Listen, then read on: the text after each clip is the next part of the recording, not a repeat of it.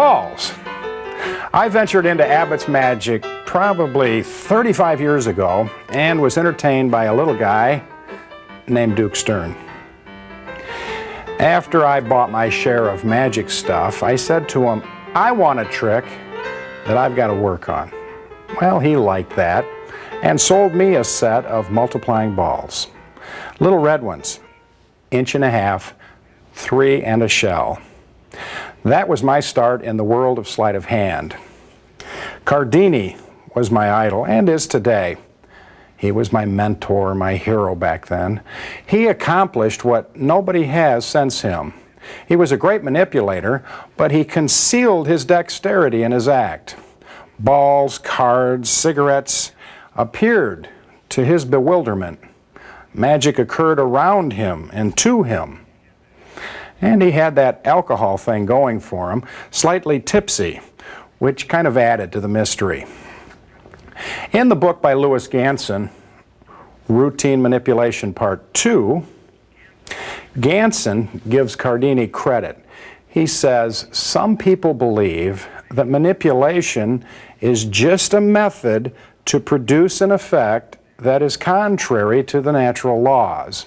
It should not be an exhibition of the type of skill a juggler would use in his performance. Remember, the illusion of the balls appearing, vanishing, and changing color should remain a mystery, or the illusion is spoiled. Regarding styles, another approach to the balls, different from Cardini, is found in Alan Wakeling's book. Wakeling learned this routine from Roy Benson. Quoting from the book, Benson told Wakeling, here are the rules. You start with 2 balls, so you can end up with 5. It's a better climax. And most important of all, you never produce a ball out of the shell, just from your hands. Flash up the routine with a couple of skillful moves, and it'll be fine. This routine is very, very stylish. It's dramatic and mystifying. Currently, Mark Kalin is doing it professionally. Another great exponent of sleight of hand is Harry Reiser. He lives in Indianapolis. In his book, The Feints and Tempts of Harry Reiser, you will find 2 ball routines. The first is with golf balls and no shell, very natural. The second is true to the Hoffman style ball handling. His approach to each is clean and deceptive. Natural is a good word to describe what Reiser does, so he's very deceptive. Speaking of books, there's a lot of books on the subject of magic with balls, but to keep things simple, I've brought 4.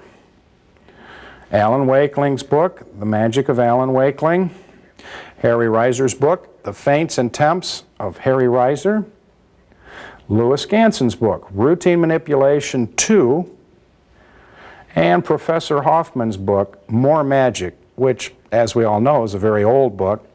And I've also got with me an article from an old periodical, Al Monroe's Magical Miscellany, that we'll look into shortly regarding the history of balls and who invented the shell and ball principle. Well, you can thank your lucky stars to have a tape like this to learn the real secrets of sleight of hand and magic. And as we'll learn, the real secrets don't lie in skill, but rather in presentation and your personal style. Speaking of which, let me begin now by improvising a little routine for you. Here we go.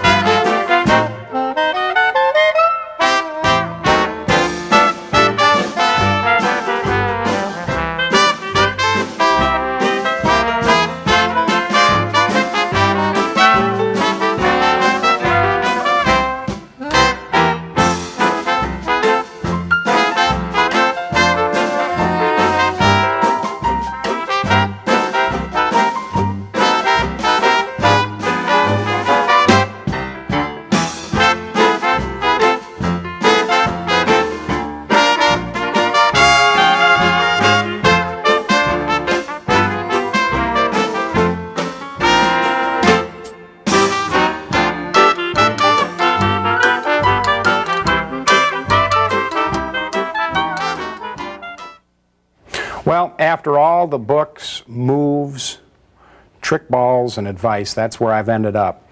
It took me a long time to make a concise routine. At one time I had 10 balls and 5 colors.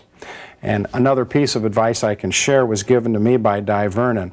He said, magic is not confusion, and all those colored balls are confusing. Do a routine with white balls, maybe one color change, get in and get out. Now, let's look at the all-time master, Cardini.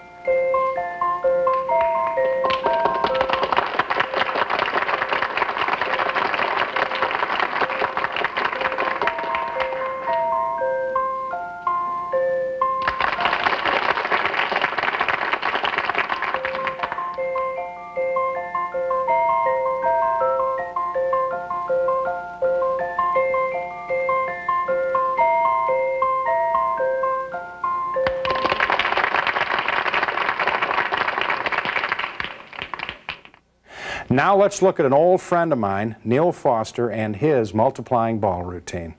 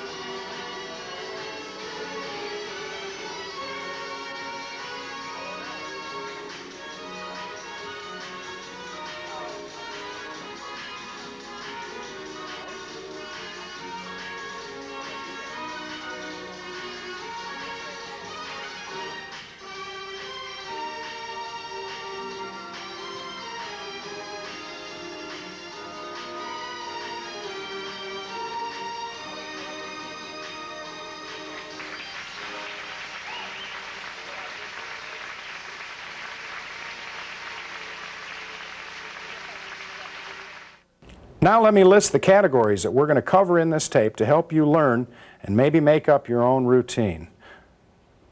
The history of magic with balls, a general look at that subject. Apparatus that's available. We're going to look at some moves that you might want to adopt. We'll look at multiplication. We'll cover my routine, basically. And we'll talk briefly about music.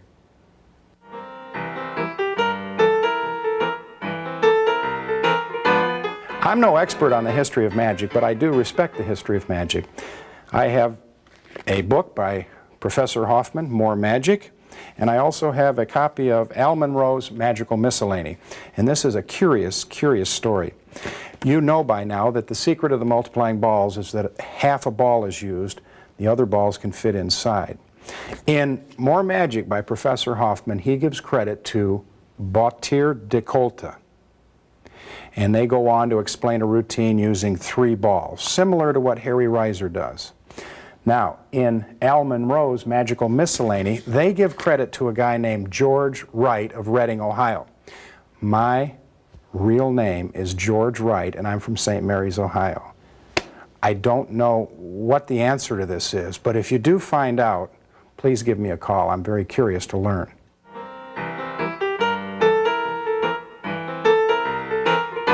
All right, now we're in apparatus, as you saw.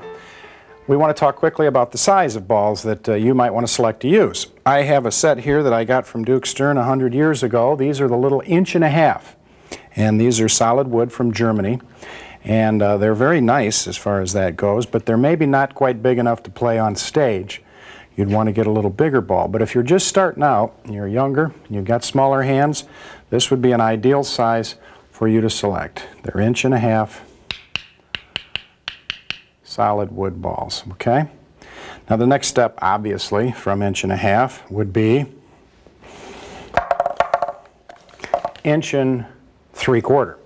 Now I've got a set over here made by Thayer Magic in Los Angeles, California. Of course, they're no longer in business.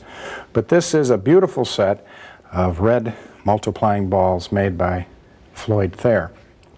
They're a little larger, as you can see, show up a little bit better. And of course your hands would need to be a little larger in order for you to handle these comfortably.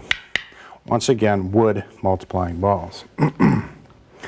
The size that Alan Wakeling in his book recommends you use, or Roy Benson does, are the bigger 2 inch balls. He actually in the book talks about 2 1/8 inch. These are made by Owen Magic Supreme in California, and these are 2 inch white. And we're going to talk in a minute about colors, but right here you can see that the larger 2 inch white multiplying balls show up much better than the red and much better than the 1.5 inch or 1 3/4 inch. So if you were working in a larger situation, bigger stage area, you'd want to use the bigger balls for better visibility, okay? Something happened though. These are wood, as were all the balls I showed you. Not too many years ago, 20 years ago, a fellow up in Toledo, Frank Ratke. Ooh, these are tough, these are big, particularly on a cement floor like that, you don't want to miss. He came up with a new compound that the world started using as far as the multiplying balls. And the compound was made out of silicone, okay? Up until he came out with those balls, everyone kind of coveted this ball here. These are from Magic Incorporated. They're golf balls, and they're a spongy material on the inside, kind of covered with a harder material, and they have got a very, very nice shell. If I were to turn that over, you could see it's metal. It fits snugly onto the ball. You can show the ball freely, more or less, and you can then move to the multiplication from 1 to 2. These are these Ireland balls. You can't get them anymore. Most of them, frankly, are so old, they're 30, 40 years old, that they're hard. You know how rubber, after a very long period of time, hardens, and they're very difficult if you could find a set at all. But the shell was always very appealing on this set of balls. Frank came out with a set of balls called the Tournament Golf Balls. in, sheesh, the early 70s, and he could correct me if I'm wrong. But what he did is he found a way to mold silicone into balls. And the balls I used for that little improvised routine that I did were the Frank Ratke 1 3/4 billiard balls. They're not golf balls, but the first balls he came out with, kind of to replace, I think, the Magic Ink balls, were golf balls. Now these are silicone, and they grip to your fingers very, very well. You'll find that a wooden ball hasn't got quite the cling. You can't move quite as quickly as you can with the silicone balls. Basically, here's the difference between wood and rubber balls. Rubber balls do cling better to your fingers. So if you get nervous or you perspire, you'll have a better chance of being able to hold onto the ball. Okay? Another benefit of the rubber balls is if you drop one on stage, you get this big super ball type of bounce, which puts you right back in the game. Of course, I, Scildini, never drop a ball. Watch carefully. Oh, but you see, if you do drop a ball, you're able to grab it and get back into the game.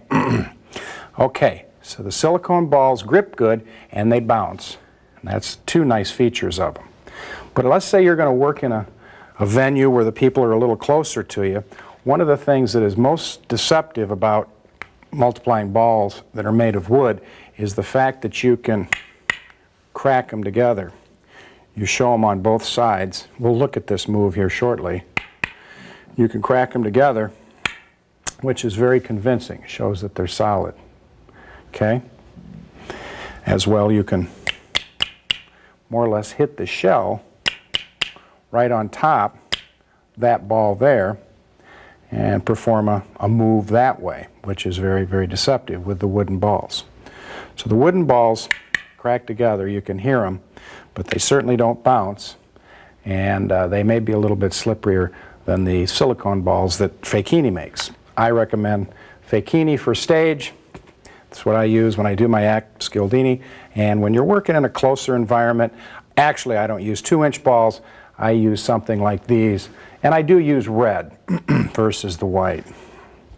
Okay, there was a ball that came on the market from France made by Monsieur de Camp. And they're called glitter balls. And up close, you could sell them. You get them in the light. Remember in the Abbott showroom, they used to point the lights down at the glass showcases, and they had them in a little velvet box. They're very, very attractive and so on, up close. But I think you can even tell here on camera that these are not as visible as white or red. I think white wins hands down, red second, and then these glitter balls or even Vernet balls are questionable. They're hard to see. You can't make out the outline of them very well. So personally, I wouldn't use these. I have a few of these. I bought these at the get-together here just this past year. Greg was kind of closing out on them, so I got a set of the gold, and I always did have a set of the silver, 2 silvers and a red for a color change in the glass routine, okay? But I just don't think they offer the visibility that a solid white ball does, okay? Now, what I did when I made up this little routine, I looked at all this stuff at home and I figured, now what can I do in terms of a little routine to show you if I'm just working casually and I don't have a hat or I don't have a finish. You can take balls and just put them in your pocket and you show and you get 2, put 1 in your pocket like so, and you've got 2 here, reach there, take 1 out, put it in the pocket again, and come away with the boom boom 4. And you can just do it that quick, put them in your pocket. You're not using a hat. The hat was a little cumbersome, and you can get yourself a nice cute, and I'll show you that move in a minute, routine. But the problem with it, really there's no finish. There is that in and out move that I came up with about 20 years ago that helps, but there's no big finish when you're just working here clean like so. This giant ball is something I thought, well, I'll throw a giant ball in the hat and we'll finish with that. Basically what it is a big ball. It's got a hole in it, and it's just inside the hat. And here we're going to, instead of working out of our pockets, our coat pockets, I've got a coat I'm going to show you here momentarily, you work out of a hat. Okay? Now, the idea is that as you produce the balls and they multiply, you then very simply just load these balls into this giant ball. Boom, boom, boom, as if you're dropping them into the hat. That would be the shell and all. You pick up like so, just turn the hat over and grab the ball, show the hat empty. I was doing a thing where I was closing the hat, setting it back on the little stand here, setting the big ball down, and going like so. But certainly the big ball is a nice finish for a ball routine because it lets the audience know that's the end of the routine. So it's a good prop to use. Now there's another finish that people have used over the years. Right now I think we're going to have to cut. Let me get a coat on and I'll show you this other finish called the flash 4-ball production. Okay, now the flash 4-ball production. You're in a position with your right hand where you've got 2 balls solid. You've got a solid ball here with a shell. And you're at a point where you've done a routine and you're going to produce 4 in this hand. You're near the climax. You lead with your right shoulder. You show both sides of your hand. You reach out and you produce that 4th ball, which should get you a little hand. You just then have to basically turn and face the audience. When you do, you come up, you sell the fact that you now have 8 balls. And that's always a good little climax. You take the balls, drop them one at a time into the receptacle. Usually when you're doing the stage act, you're working out of a hat. And there it is, the flash 4-ball production. Now, let me explain how that's done. This is done a little differently than the average one on the market. Generally, you'll find flash 4-ball productions that have all 4 balls hooked together. Now, this one, as you saw when I dropped the balls into the hat, is different because the balls are separate in between my fingers.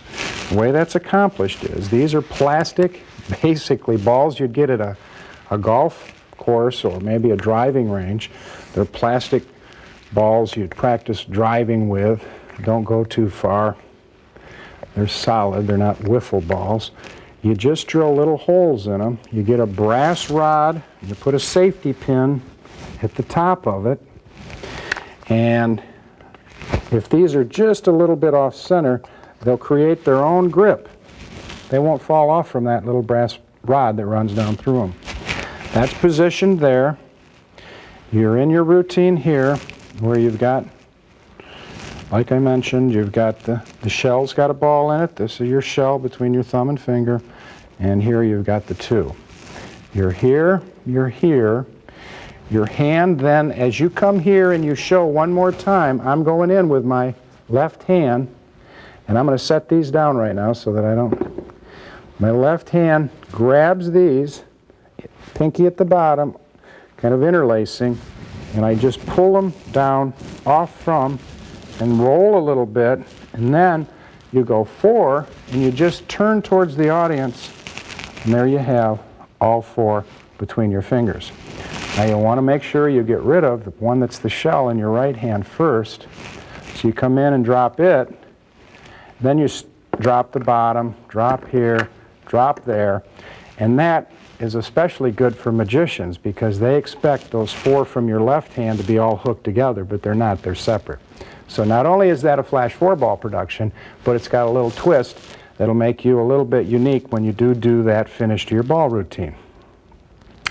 Now, the next thing in the area of apparatus I want to talk to you about is holders. I've got some holders, 2 types under this coat, and I've got a big coat so that you can see easily in here. This holder is made out of material. I have a lady that helps me build magic. She actually is a woman who makes bridal gowns, and she's very, very good at sewing. And I described, and it's in Louis Ganson's book, Routine Manipulation, Part 2, it's a holder for balls. Now this holder is used for wooden balls. Next to that is wire clips. Wire clips are used for silicone or rubber balls. Because if you place a silicone ball into this black sleeve here, it's not going to move freely. It'll bind inside there. So if you're going to use a clip or a holder under your coat, when you're using a rubber one, rubber balls, you want to use the wire clip. And of course you can reach into your hat here and grab a ball, And just in that action, you see, you're able to steal another ball. So that's the beauty of these clips. And I'll get into that section called multiplication in a minute. Let me put inside this holder some wooden balls. The holder I have here was made to hold 1 3/4" balls. And I'll take these beautiful fair balls, mine holds 3, and I'll slide them down into the holder. Now the holder is just like I say, a sleeve, kind of like, it's got some elastic at the bottom there so that the ball doesn't fall out. And basically all of this stuff is not terribly complicated. It's a safety pin holding it under my coat. One thing about a holder that's nice is the balls are inside a black holder. So if you have your coat open up like so, if you had white balls there, you'd see them. So what you want to do, and what I do when I do my stage act, I have a piece of black material that hangs over these holders. I still use wire holders, but I've got a little black curtain that's got a little weight in the bottom to cover those in case if I make a move that were to open up, you would see black against the lining of my tux. You wouldn't see the white balls in there. Now the sleeve that these red billiard balls are in, they're more or less concealed. You might see the sleeve, but on stage wouldn't be as noticeable. Now, the beauty of the holder, just like the clip one, is that you can very quickly, and I'm doing a funny little move here, you can produce 1, you can produce 2, show both sides of your hand, of course. Then you can come back here, take this one out, show it, and you've got 3. And if you'd like, you could place one over on this side of your table, or move with this hand, place this one over here, and you then have this one here, and however you'd like to, you end up producing another ball. And I was using the holder to obtain those balls. So I'll get into the multiplication notion of using a holder or working out of a hat in the next category, which is multiplication. Let me show you next this apparatus. This is a ball stand. Now, as you probably have seen in magic catalogs or at the different conventions, these devices. This one is made by Abbott's Magic in Michigan, and it's kind of been reworked, repainted, and so on. But it's a prop, more or less, that you can use to work into your routine. The basic effect would be that you'd place a ball into the stand like so, and very quickly you're in a position where you can produce another ball. Now at this time, you can take this ball and place it back into the stand, all right? The idea of the trick, now maybe you take your pocket handkerchief out and you cover up the ball disappears, and you do a little work with a handkerchief, and I'll show you a move here as well shortly. Place the ball back into the stand. That's the, let me put the ball into the stand, because the ball trick is over right now, and I'm going to put the ball away. We're going to do some card magic now. I'm a little sick of the ball trick. I'm going to place the ball into the stand, and we're going to go into rope magic instead of ball magic. We'll do a little rope magic. Let me take the ball, place it into the stand, and call it a day. Tell you what, one last trick with the balls. I'll take this ball here, and I guess you probably know which hand it's in. It's over, well, actually, it's a dumb little trick altogether. But this is a ball stand. It's, like I said, one made by Abbott's in Colon. You can get them that are old, nice, very expensive, different principle kind of, but generally the same. The way this works, I hate to show it to you kind of, is there's half balls all the way around the outside, and on the inside you've got the real solid ball. Now, you need to learn, and you look in a mirror, this is how you learn this kind of sleight of hand. You need to be able to take the ball and pretend to place it into that hole and get away with this ball and do a little take. Try it again. You say, wait a minute here. put the ball into the stand. The idea is the trick with the balls is over. Okay. Now let me just turn this way. Now pretend the audience is over there. The way I do it is I actually pretend to just push it right in there. I take it every bit of the way. It looks like it's going right into the stand. But what I do is then I just let it roll into my hand and I roll that ball into view. Just come away very casually, very natural. And now you're in a position where you can say, ladies, and you've got another one here. And again, just take it and you pretend to just push it right in there, just exactly the way you would do it. And the way you can practice is, practice on the center one. That's how you'd put it in there, and then you'd produce another one. So the ball stand is a real pretty prop. I enjoy using them. It's a fun little utility device. And I hope through all of this stuff I show you, you can work up a little routine. Let me show you one more little thing here that you could do in conjunction with a ball stand here, or you could do it just during your ball routine. Basically, you show the ball, you grab it like so, and what happens is it changes into a pipe. Place the pipe in your mouth, you get a ball out of your pocket, place it into the stand, and then the ball comes back, and that's that. Basically, this is years ago I had an idea of doing a routine, and Sherlock Holmes was the premise, and I went out and bought this pipe and painted it white. And I used to, in my act many years ago, do this where I stole this pipe that was hanging off the back of my table, and basically as I was in the hat, I just took the pipe and I palmed the actual pipe part of it, and it just ran up my arm like so, and I came forward with the ball. Now this is as simple as it gets, yet it's very visual. You just take and you show the ball and you grab the pipe and drop the ball in your hand and come forward like that. I think that looks pretty visual. I mean, people always got a kick out of that. Now you've got a ball in your hand that you reach in your pocket and produce however you want to get out of it, or you set it down and finish your ball routine with another kind of a climax. But once again, you could have it in your pocket here. It's kind of, you want to paint the end a little black there, or have it off the back of your table. You could have it under your coat, clipped for that matter. In any event, you need to show the ball, get a little misdirection working. You're here, you come up like so, and you grab it and you just make a change. Pipe for ball.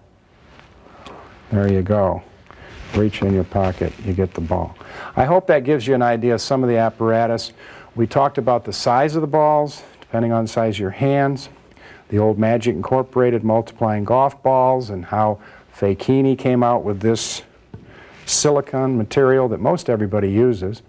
And the notion of wood versus rubber. We talked about the glitter balls, and they look real pretty, but sometimes I think they're a little hard to see. We also talked about the giant ball as a finish to a ball routine, which always gets a nice rise out of people. We did a Flash 4 ball production, which is unique in that the balls were separated. We talked about our holders, the wire ones for the rubber balls, and the cloth one that, of course, is for the wooden balls. We looked at a ball stand. There's a lot of different types on the market. And then I threw in a little pipe production at the end. So, with that, let's move on to our next category, okay?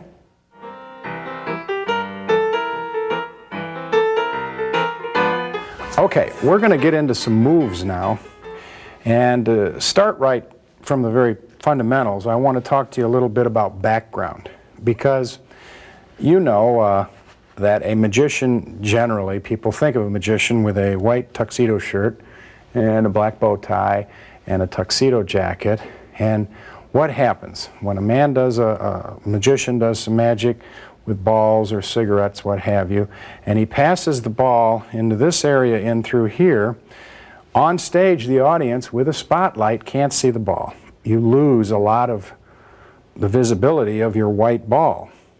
So it's important, if you're going to do sleight of hand on stage, to remember to try to control what the background is that you're placing these smaller sleight of hand objects like balls or cards or cigarettes in front of. And that may mean that what you might want to do is Lower your hand down so that you're around your cummerbund level.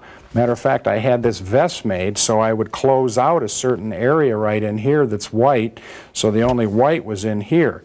So if I do my sleight of hand down in this area here, I'm in front of a black background. It shows up good on stage. So I won't belabor that, but it is important that you do keep a good dark background behind you. Of course, we've got good lighting. We're in a TV studio here, so that your objects you're manipulating contrast well with the background. Now, we're talking moves. The next subject I want to talk about is palming. You know, you hear the word palming, and the first thing you try to do is take an object, you place it in your palm, and you try to hold your hand natural, palming the object. Well, that is something that you don't do, and it's really a misnomer. You really don't palm per se. Generally speaking, even with a coin or with a card, it's important to remember that you want your hand to appear natural. So take some time. Look at people's hands. Just look at how, when they're standing there at rest, look at the way their hands are. And I don't think you're going to find too many people that are standing at rest with their hand like this, because it's just a dead giveaway.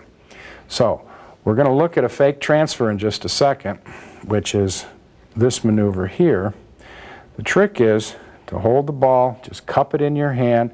It is in the palm. It's not in my finger palm area. It is held in my palm area. But just the weight of my thumb here is pushing against it, against the side of my hand.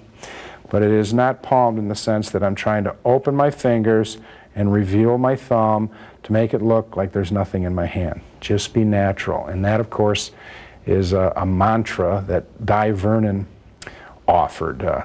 Be natural. Okay, that's palming with a ball, okay? Now, there's a couple of vanishes that I do.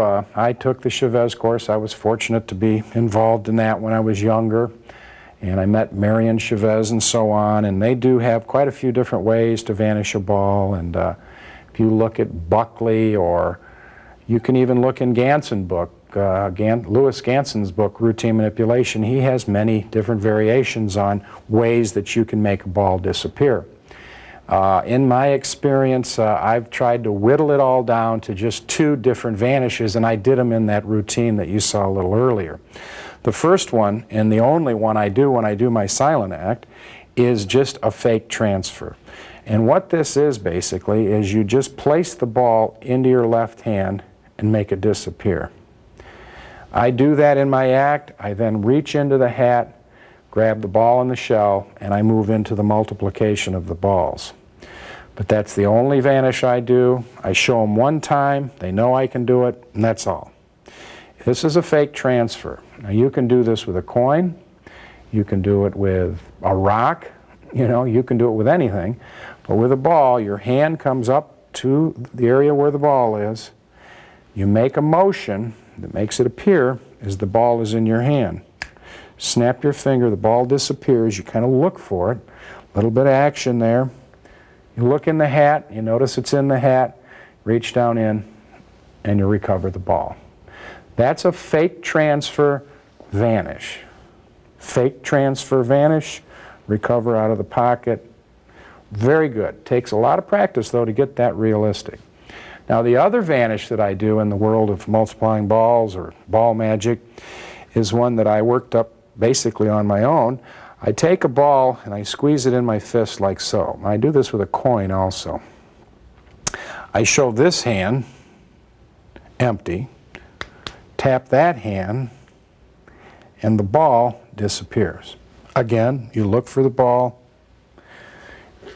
not in the hat, reach down in your pocket, and there it is. I got a wire in my pocket. Normally you'd want to reach all the way down, search around, pull it out from the bottom. This has got to do with microphones and what have you. Okay, now those are the 2 vanishes that you could use. I don't think it's wise to do a lot of different vanishes. I mean, there is this one a lot of people do where they roll the ball in this way, it disappears. There's another one where you drop the ball into your hand and this fashion.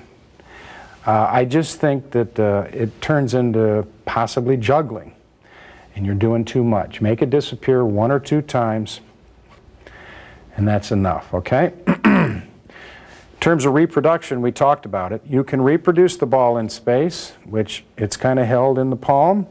Reach over here, it pops up into your hand. And you're just getting the momentum of your hand, and the ball pops up to the top of your hand. So you're kind of here, you look up there, there's the ball. Reach up and grab it with your other hand. You can reproduce out of your pocket, which I kind of like, or you can do a vanish and reproduce like so out of a hat, okay? Now the next thing I'd like to show you is with a silk handkerchief. It's how to vanish a ball. And what I'm going to have to do is get a silk hanky to show you this with. And I'm going to use a different ball than a rubber ball. I'm going to use a wooden ball. Okay, another vanish, instead of using your bare hands, you can incorporate a handkerchief, which they've got great flash on stage. They look very nice. This is obviously a silk handkerchief. You could use a white pocket handkerchief just as easily, of course. This is a vanish here that I will show you. I don't do a lot of this either, and I don't do this in my act. I do like to show you though because it's a pretty vanish. You cover the ball, the red ball, with the hanky. It goes down into your hand. You do like this, and the ball disappears. Okay? At that point you could take the hanky, place it away, reach out into space, reproduce the ball. Let me just show you how this thing works. You've got the hanky, you show the ball. Now, this handkerchief is 24 inches. Well, I'd say it's 20 inches.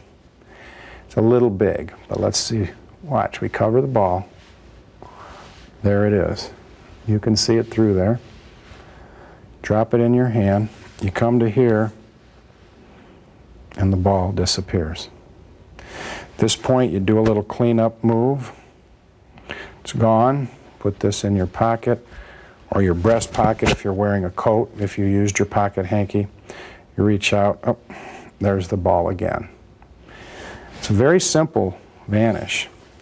What I do is once I get the ball down into my hand here, it's in my hand, I basically go up with my left hand. At the same time, I drop that ball from my right hand into my left hand, pull the handkerchief away. Give it a little pull so that you get the hanky away from, go here, put it away. Reach out, there's the ball again. So again, it's just another variation on a vanish that kind of adds some color to a routine. And then later when we talk about my routine, I'll show you the untying silk that I always use, always have used in my ball routine. Okay, now I want to talk to you about a fundamental element of the multiplying ball trick, and what that is the shell. The shell is the secret of the trick, of course. And as you know, we've got the rubber balls, the silicone balls in here. The shell is a half circle, it's hollowed out. The ball that you're going to produce from the shell fits down inside. Now there's some considerations regarding shells. I have a set right here. I have the Owen, these are P&L, those are Thayer, and these are made by a gentleman in Japan that I don't believe makes them any longer. His name was Mikami. And this man was able to take and create the greatest shell that you could ever use with a set of multiplying wooden balls. These were given to me by Bob Higa in 1975. But what you've got here is a shell that is so well done that you can actually show this side, give it a little longer burn than you would with a rubber shell, and then come to the position where you produce two. It's virtually paper thin, this shell. Very delicate. I've cracked it and had to re-glue it and so on. But that's the best shell that I've ever come across for a multiplying ball set, made by a man, Mikami, in Japan. And this is the way they were sold. 4 balls, and you got 2 shells with each set. Very nice. Now, I mentioned earlier that wooden balls, you know, the benefit, you crack those shells together, it makes people think that you're dealing with solid balls. And one of the reasons, of course, is the sound, but another reason is this move that I've developed. If you look here, you see that there's a shell between my thumb and my index finger. There's the solid ball. When you're going to do the production from 1 to 2, your thumb and index finger pinch not only the ball, but hold on to that shell as well. And you reach out and you produce 2. Now at this point, what I'm going to try to do is convince you these balls are solid. I don't use a shell. The way I do that is I hit that shell with my thumb, right like so.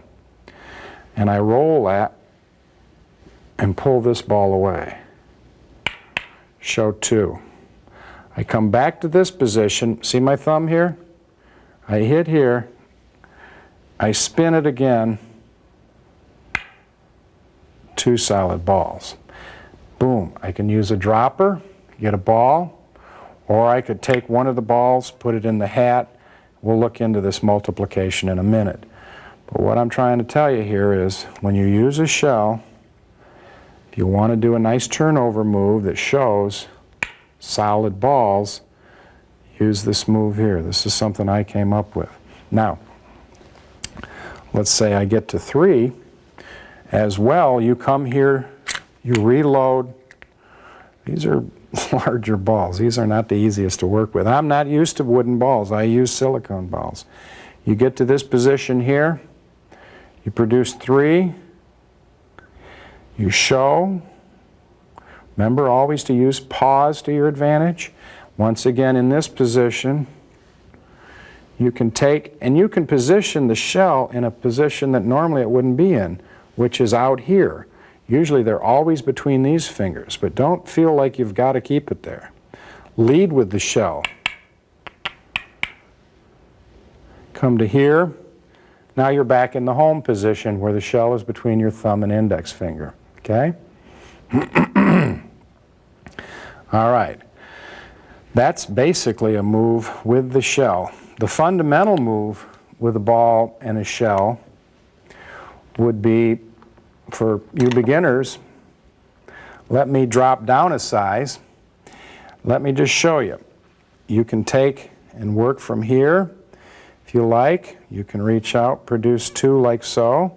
Want to make sure the people over there, you kind of bend your hand back a little bit, aren't looking. Or you can work it from in front of your body like so, where you produce here. It's a little more natural. It's not as tiring. The shell is a little better protected, certainly from the sides. But what you do is you've got that ball and that shell in your hand, and you're just able to take this finger here, go behind, catch the ball, and pop it into view. Then, as I said, I go into a thing very quickly like that. Okay? Now let me say one thing about using silicone. These balls will stick together. So you come out of the hat with a ball and a shell. You don't want to give it quite as much a flash because you can see that shell. But you'll have to bend on this. You'll have to squeeze that and separate the ball from the shell. And then you're in a position where you can instantly produce the ball. See, and then I grab the shell and come away. But sometimes these rubber balls, these silicone balls, will stick together and you try to open them. You don't want to do that in front of the audience. What you want to do is be clean and then pop it into view like so. Now in Louis Ganson's book, he shows a move where you come from here, the shell is facing you, and you turn over this way. Isn't that pretty? You place ball, you can show here, you can place the ball there, and you do a turnover again, and you come to 3, okay? So there are variations on the way you handle a shell, and the way you produce, and the way you display. Okay, now I want to get into a subject here. I have a letter from Bill Baird, who was a great manipulator, and he worked in vaudeville and did the billiard ball trick, was one of his feature effects. He says when you do the ball roll, do it with your left side toward the audience. Don't roll it immediately. Also roll it back and forth several times before it rolls under the hand. The move I'm talking about now is the move where the ball is on the fingers like so, rolls back and forth, and you're able to then roll it underneath your index finger back into your hand. It's a pretty difficult move. And the way Bill Baird described it in a letter that he wrote me was that you roll it, you catch it, you roll it back several times like so. When ball rolls down finger, look at audience. When it rolls down and under, look at ball. Repeat this each time for it sells the move. So what he's saying is, when you're in this position here and it goes under, now look back at the audience. But take your attention and put it on the ball when it's going to perform the roll under. Basically, to perform the roll under,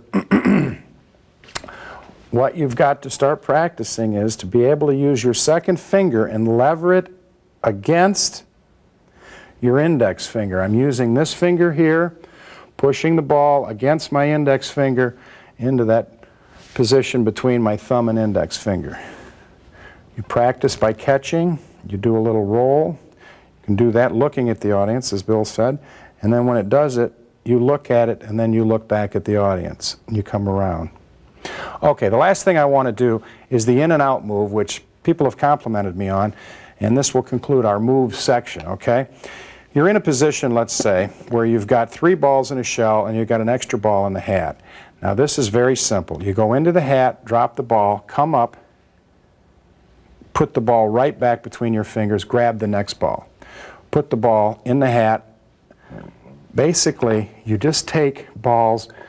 Now I've eliminated the shell and put a solid ball into my hand, okay? There we go, like so, like so, like so, like so.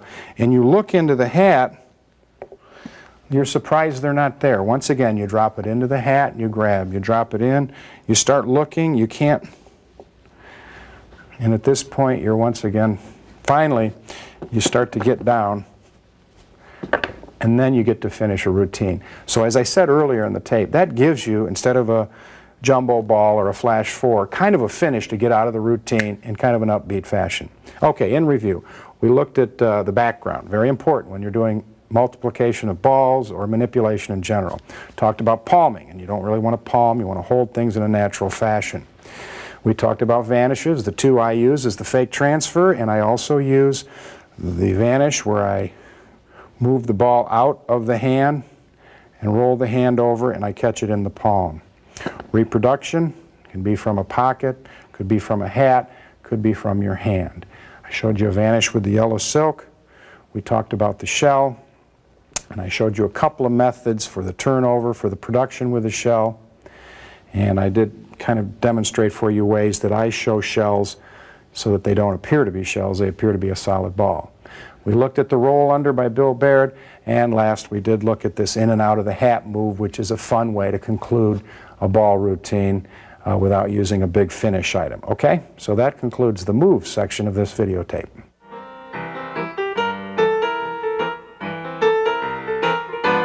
Okay, now I'd like to talk to you about multiplication, and that doesn't mean we're going to go to 3rd grade. We're actually going to talk about the multiplication of the balls. I've addressed this throughout the tape. I want to be more specific right now. I'm going to use a body load to produce the balls. I'm not going to work out of the hat, not going to work out of the pockets. We're going to use a body load. Now you notice how when I move my hand towards the hat, what's the first thing my left hand does? It goes over here and it pats these balls up against my leg. I've got 2 balls on this coat and those clips.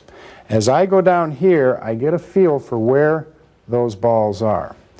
Now I haven't grabbed them yet. I'm showing you a ball. I reach here, again my left hand's doing a lot of work. I just with my left hand took a ball out of that clip. I brought my hand around. I keep my thumb covered in this position so you can't see in, so that I'm covering, and I take that ball and I place it in the shell. Okay? Now I move it to the second and third finger. I show here, I show there. I produce another ball. Now, my left hand just got a ball from under my coat. I move to here, again, I'm shielding as I come up to load the shell. I show 3, and I once again come to here, and there are 4 balls. So the body load technique is, I think, more deceptive than working out of a hat where you produce the balls like the little routine I improvised, or maybe out of your pockets, because when you do use a hat or you do use pockets, people know that's probably where the balls are coming from. You use body loads, and you can use body loads up here. You can use body loads down along these edges here like I have, just so long as it's a natural position. Okay, you come out, got a ball in a shell. I reach over here in the air. Everybody's looking there. I pull a ball out. With my left hand, I just grabbed a ball. I turn towards the audience. I place that in the shell, and I show. I show the 2, front and back, produce. Now, I just grabbed a ball. I square up. I place that shell on the ball that was in this hand, bam, bam, and grab the center ball out. You show, produce, use that shell move I talked about earlier. And there it is, 1, 2, 3, 4. It's a great way to do a multiplication using body loads.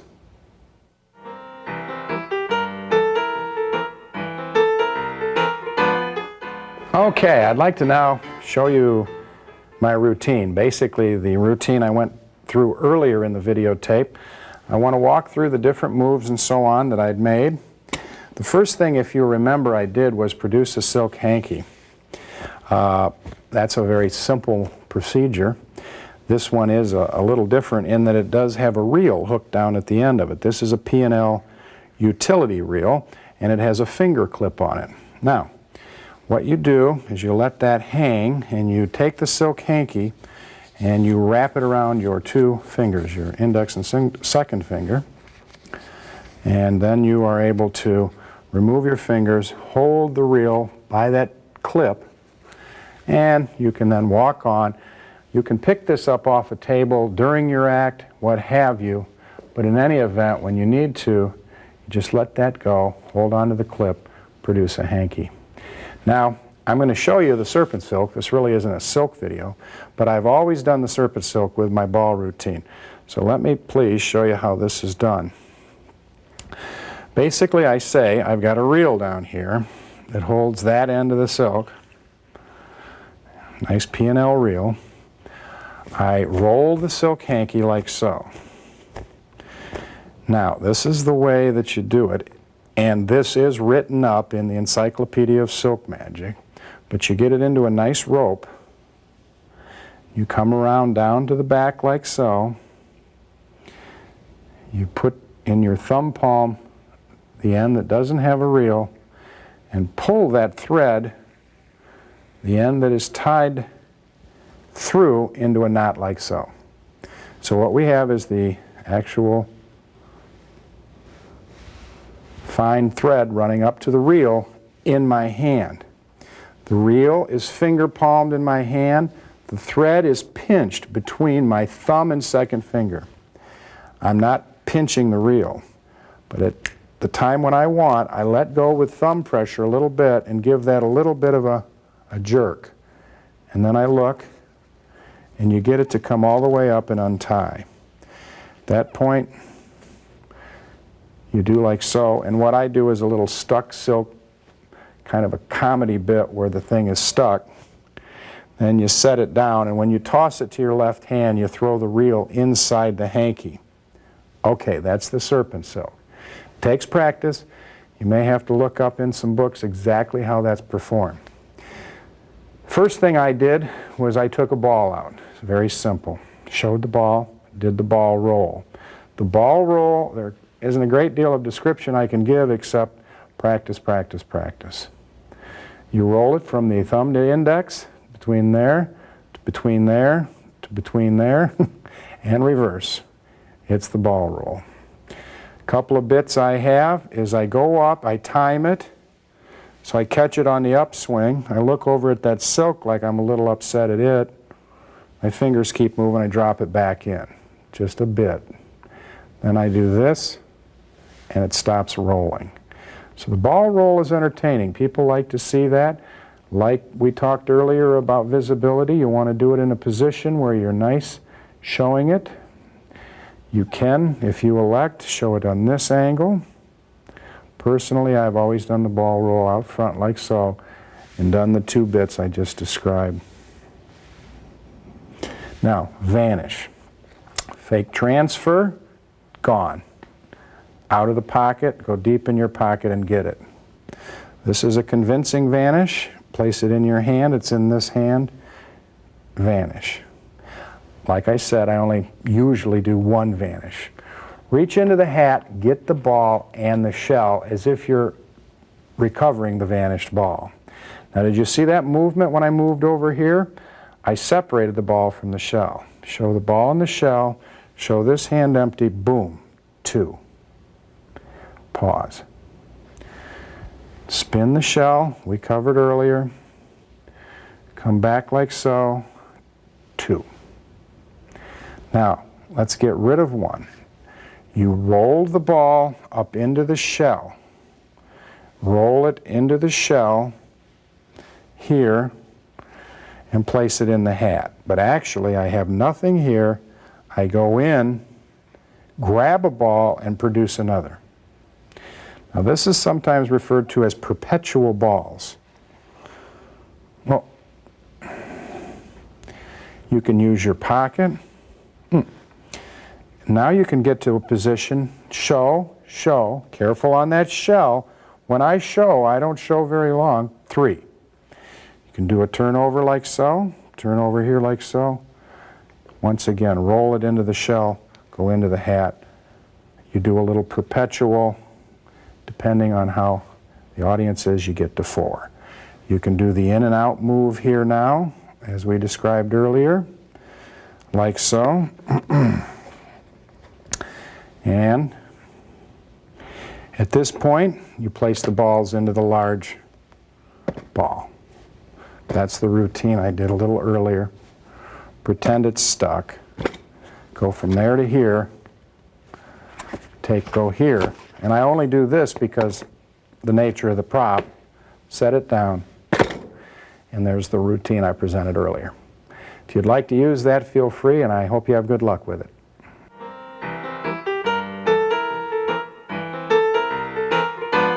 Music is a very, very important part of magic, and I think you'll agree if you look at Las Vegas or what's on television, everybody's got very strong music working for them. People expect good music, so keep that in mind when you select the type of music you're going to work to. You see more and more today people that do sleight of hand or pantomime type magic, the music is actually synchronized to their actions.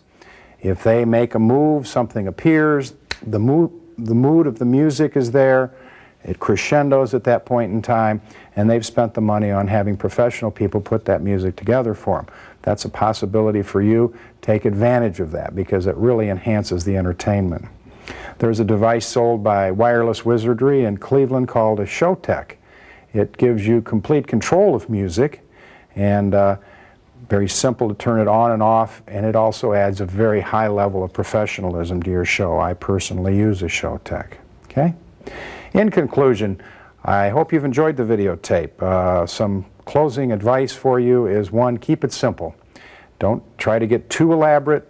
Don't try to do too much difficult manipulation. Work at the level you're comfortable with, because if you're struggling, the audience will be struggling to enjoy what you're doing. Also, don't tell the secret. I know that I've done that here, but we're all magicians, hopefully. You've paid to see the different types of things that I've learned over the years with the multiplying ball trick. But generally speaking, I don't tell people how magic's done. It ruins it for them. There's no advantage, doesn't help you, and it doesn't help them. And finally, let me give you this little bit of advice. 3 most important things with sleight of hand magic are practice, practice, practice. Thank you very kindly.